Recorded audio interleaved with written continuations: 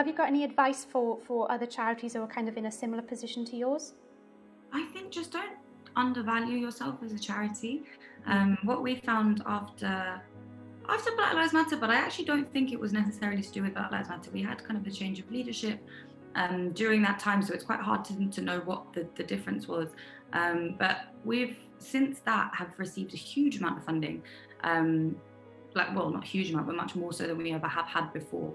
So we're actually in a position now where we have funding which is lasting. That probably won't go on forever. It'll probably last for the next maybe 5 years or so, and then people will have forgotten and won't care about this anymore. But who knows? But I think one thing that we do really well is proactively source funding, which does take time. So that's the other problem, is that charities with a really small team probably won't have the resources to do that, but it is so worthwhile.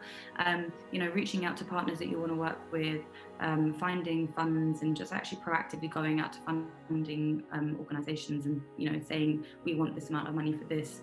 It does work. You have to obviously have a compelling case, and it has to be done with due diligence, but actually you have to be quite proactive in these things, and being proactive pays off in the long run. So kind of building that sustainable way of actually securing fundraising and working with partners as well is a really great way of